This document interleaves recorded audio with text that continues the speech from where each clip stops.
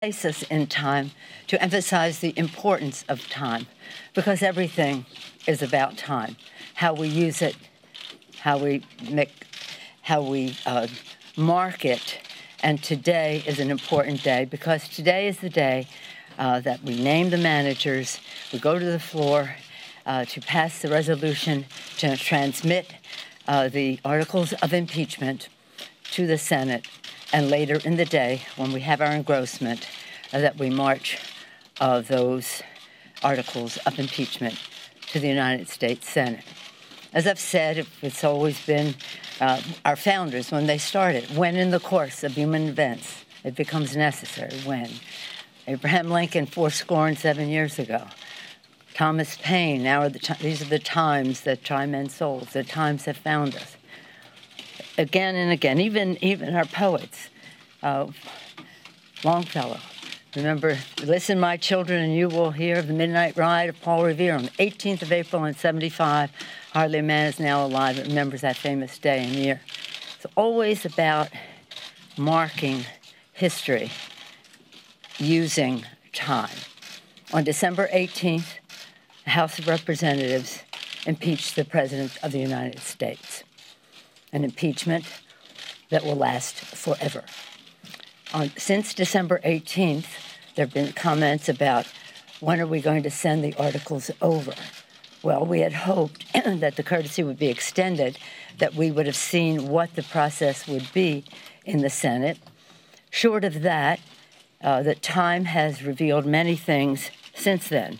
Time has been our friend in all of this, because it has yielded incriminating evidence, more truth into the public domain.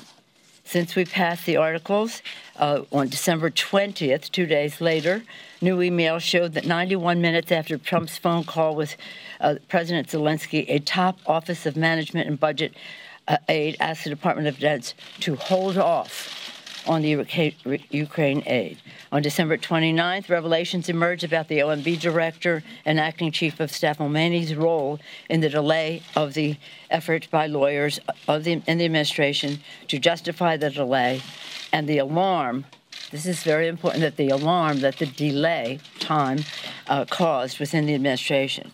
On January 2nd, newly unredacted Pentagon emails, which the House subpoenaed and the president blocked, raised serious concerns by the Trump administration officials.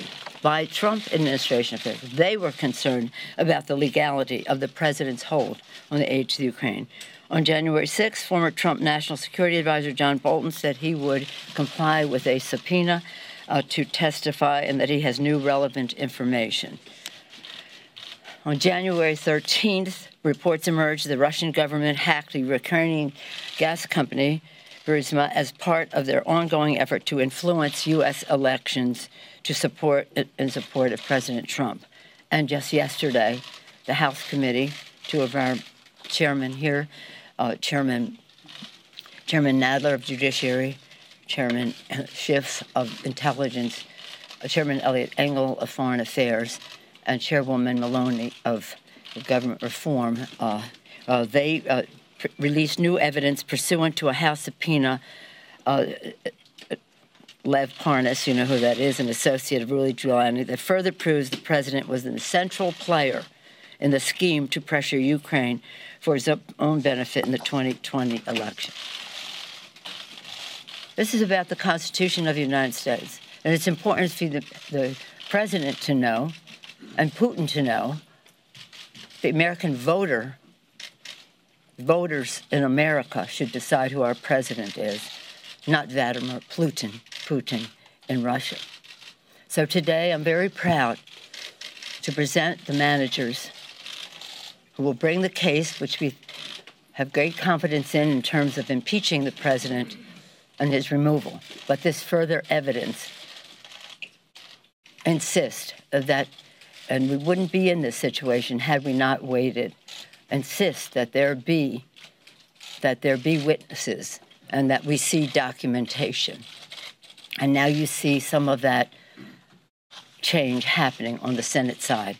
I hope it does, for the good of our country and to honor our Constitution. So today, On the floor, we'll pass a resolution naming the managers, as I mentioned, appropriating the funds for the trial, and transmitting the articles of impeachment of the President of the United States for trying to influence a foreign government for his own personal and political benefit.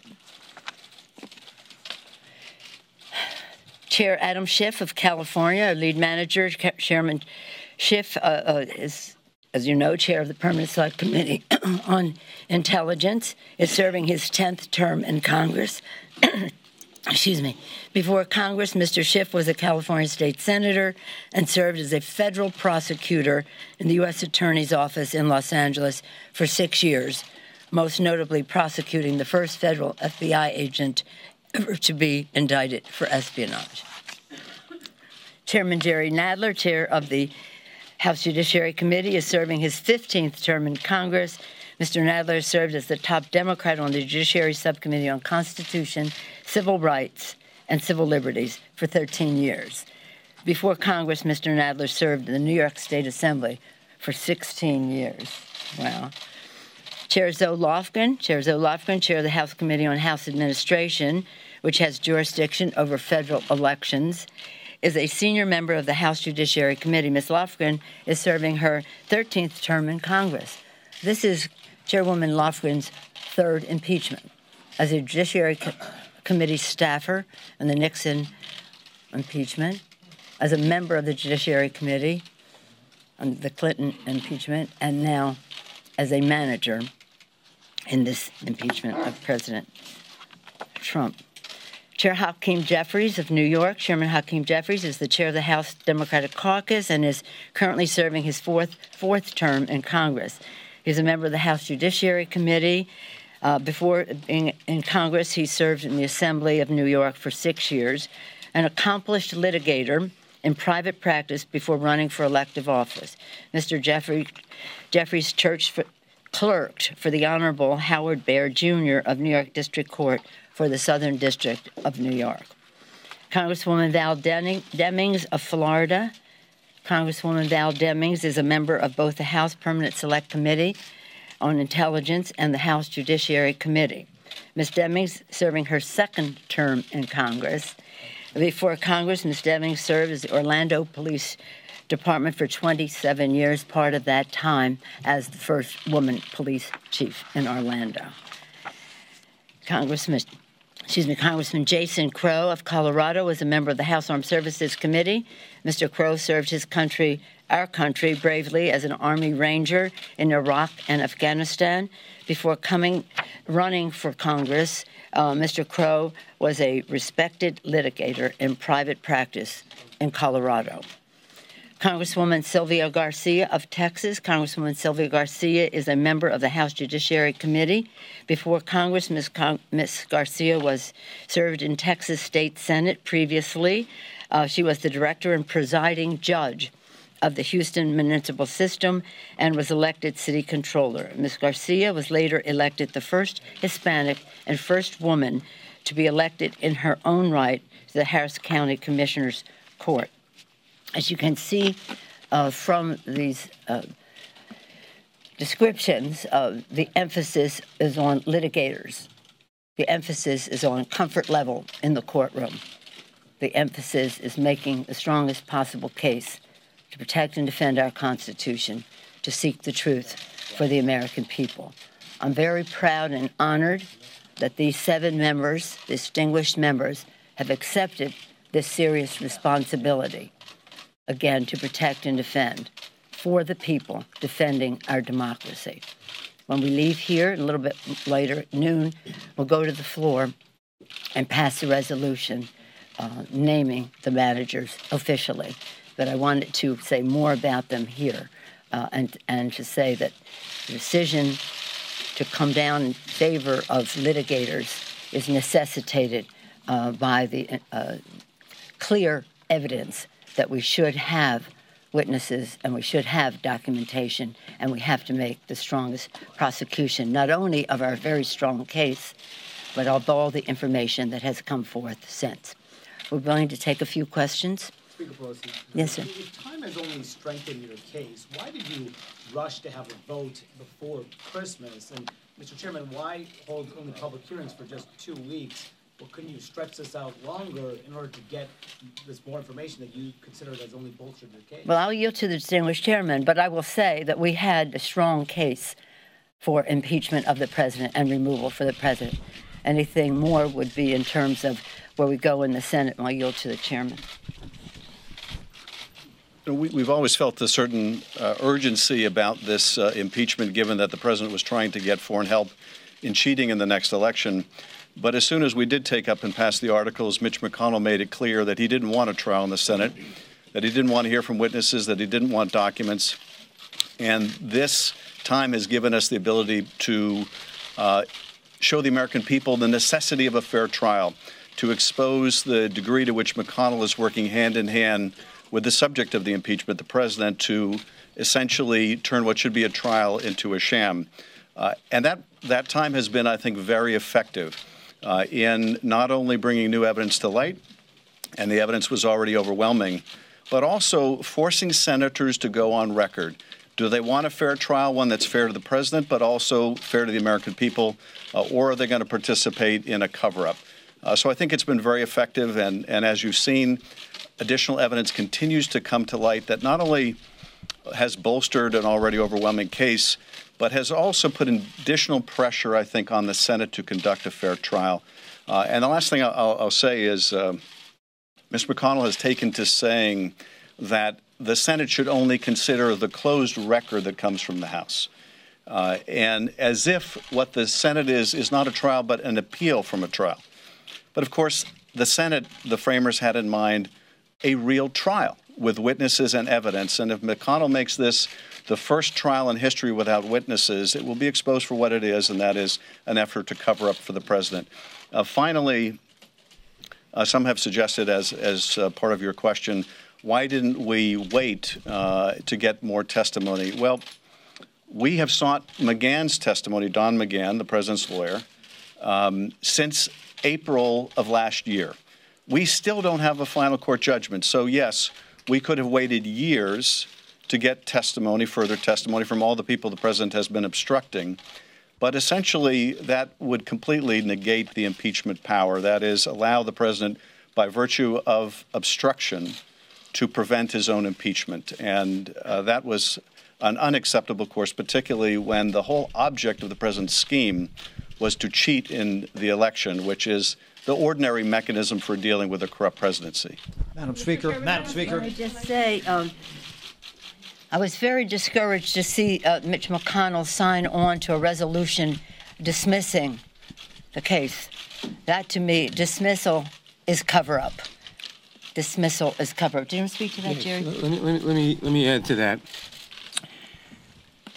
There is an overwhelming case, beyond any reasonable doubt, that the president betrayed the country by withholding federal funds appropriated by Congress, breaking the law in doing so, in order to extort a foreign government into intervening in our election to embarrass or to try to embarrass a potential political opponent of his. There's overwhelming evidence of that. We couldn't wait because, I mean, some people said, well, you know, let the election take care of it. He's trying to cheat in that election. So it is essential that we bring this impeachment to stop the president from trying to rig, not from trying, he tried, from rigging the next election, from conspiring with a foreign government as the Russian government attempted to rig our last election. The evidence is overwhelming. The latest evidence with Parnas and Giuliani makes it even more so. It made sense to wait a while as more evidence piled up, but we have to proceed because the election, the integrity of the election is at stake. Let me add one other thing. This is a test of the Constitution. The president's conduct violates the Constitution in every single way, trying to rig an election, stonewalling the Congress is saying no one may testify because I can have a cover-up despite Congress. But it's a test of the Constitution now. The Senate is intended by the Constitution to conduct a fair trial. The American people know that in a trial you permit witnesses. You present the evidence. If the Senate doesn't permit the introduction of all relevant witnesses and of all documents that the House wants to introduce, because the House is the prosecutor here, then the Senate is engaging in an unconstitutional and disgusting cover-up. So the question is, does the Senate is on trial as well as the President. Does the Senate conduct a trial according to the Constitution to vindicate the Republic? Or does the Senate participate in the President's crimes by covering them up? Madam Speaker. Madam Speaker. Thank you so much. You talked about the push to try to have witnesses, try to have documents in the trial here, and maybe some of the managers would be better taking this question here. But what, based on your understanding of the Senate rules, what do you see as procedural options to try to force the Senate to do something, A, or just make the best case that you can, and then if they don't try to go down that route, say, okay, this is what they've decided to do? Well, I've often quoted, and Mr. Jeffries quotes, Abraham Lincoln, public sentiment is everything. Over 70% of the American people want to see a fair trial. Whatever the outcome, a fair trial with witnesses and documentation. And we haven't seen even the rules. We put our rules out in October for the next couple of months, the next few months that followed for our making the case. We haven't seen what the rules are in the Senate. But we do know that in the time that has transpired since December 18th, the American people have come down in favor of a fair trial, which they always wanted, but meaning that it would entail having witnesses as well as documents. Anyone else want to speak to that? My colleagues? Mr. Jeffrey. Well, the evidence is overwhelming that Donald Trump corruptly abused his power by pressuring a foreign government to target an American citizen for political and personal gain by withholding $391 million in military aid to Ukraine without justification. There is a mountain of evidence in that regard. In America, no one is above the law. That is why the House proceeded with great leadership from Speaker Pelosi, Chairman Schiff, and Chairman Nadler to hold this president accountable. The Constitution required it. Our democracy required it. Given the evidence that has been built to date, the American people deserve a fair trial. Our democracy deserves a fair trial. The Constitution deserves a fair trial. So we're going to simply follow the facts, apply the law, be guided by the Constitution, and present the truth to the American people. Speaker Pelosi has given us the space for the American people to weigh in over the last few weeks, which has led at least 4 senators, which is the magic number, to publicly indicate that in their view, a fair trial does include the presentation of documents and the presentation of witnesses. We certainly hope that is what will take place. Mr. Speaker, can I just add, if I could just add really quickly onto this, and I thank Chairman Jeffries. I just want to underscore the importance of documents because we spent a lot of time talking about John Bolton and other witnesses. Witnesses may tell the truth and witnesses may not tell the truth. Documents generally lie. And in the documents that we submitted to the Judiciary Committee just last night, you see the importance of documents. Because included among the Parnas documents we obtained is a letter from Giuliani trying to set up a meeting with the President of Ukraine, Zelensky, to discuss a particular matter. Of course, we know that matter is the investigations that the President wanted Ukraine to undertake of his political opponent. There's been speculation from time to time maybe the President or his allies will throw Mr. Giuliani under the bus. That letter makes clear that Giuliani, in his own words, is acting at the behest and with the knowledge and consent of the President. There is no fobbing this off on others. The President was the architect of this scheme. These documents are important. We have only obtained a very small sample of the universe of documents that the president is withholding. If Mr. McConnell wants to follow the Clinton model, as he keeps professing, all of the documents were provided before the trial. Those documents should be demanded by the senators. If the senators want to see the evidence, they should demand to see the documents and not participate in an effort to stonewall or cover up the president's misconduct. And witnesses were deposed. Yes. As the Speaker mentions, the other, of course, profound distinction between now and the Clinton case is that the witnesses that the House managers sought in the Clinton trial had already testified. Their testimony was known. So the question for the senators then was, do we want to hear them again? And there was another question not present here, which is, do we really want to hear witnesses talking about sex on the Senate floor? That's not the issue before us. The issue here is, does the Senate want to hear from witnesses who have never testified? People who, like other witnesses, have firsthand information. And unless the president is willing to concede everything the House has alleged, these witnesses are very pertinent and relevant. And so this is another profound distinction between the Clinton investigation and trial and where we are today. Madam Speaker, having witnesses for the prosecution opens up potentially having witnesses for the defense, and Republicans have suggested they would like to call Hunter Biden. Are you, the managers, prepared for that? Would you like to speak to that? Let me say, we are prepared, but the relevant question is relevance. Is relevance. In any trial, you call witnesses who have information about the allegations, about the charges. The allegations, for which there's a mountain of evidence, are that the president betrayed his country by trying to extort Ukraine by withholding $391 million in military aid that Congress had voted in order to get Ukraine to announce an investigation of a domestic political opponent. That's the allegation. Any witness who has information about whether that is true or not true is a relevant witness.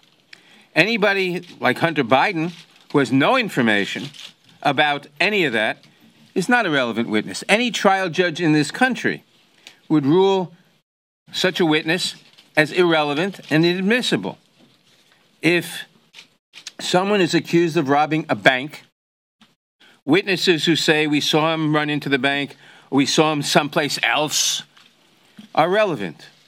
A witness who says he committed forgery on some other document is not relevant to the bank robbery charge.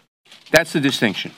But let me just say that what is at stake here is the Constitution of the United States. This is what an impeachment is about. The president violated his oath of office, undermined our national security, jeopardized the integrity of our elections, tried to use the appropriations process as his private ATM machine to grant or withhold funds granted by Congress in order to advance his personal and political advantage. That is what the senators should be looking into. This is a president who said the Second Amendment, the Article 2, says that I can do whatever I want. It does not.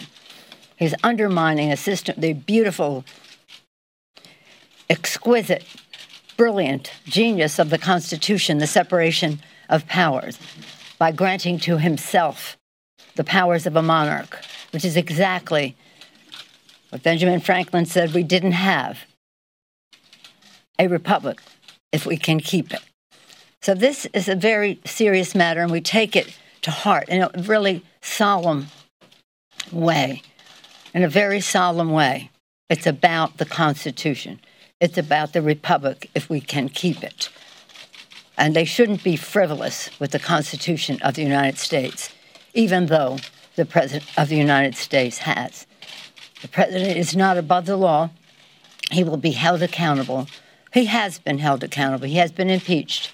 He's been impeached forever. They can never erase that. I'm very proud of the managers that we have. I believe that they bring to this case in the United States Senate great patriotism, great respect for the Constitution of the United States, great comfort level in a courtroom, great commitment, again, to the Constitution. Jerry being the chair of that Constitutional Subcommittee for 13 years, Zoe being involved in 3 impeachments, and there are others bringing their intellectual resources and their knowledge to all of this. So I thank them for accepting this responsibility. I wish them well. It's going to be a very big commitment of time, but I don't think we could be better served than by the patriotism and dedication of the managers that I am naming here this morning. Thank you all very much. All right, there you go. Speaker of the House Nancy Pelosi unveiling the 7 impeachment managers from the House that will act as prosecutors once this Senate trial gets going, probably in less than a week. We are being told from Fox News' Chad program that it could start as early as Tuesday. So what's going to happen a little bit later is they're going to do another vote on the House floor, this one to send the articles over to the Senate. I know what you're thinking. Why do they have to do another vote when we already impeached the president? All these different rules there on Congress. All right, folks, continue to stay with us. We'll be with you all the way until midnight tonight on the East Coast.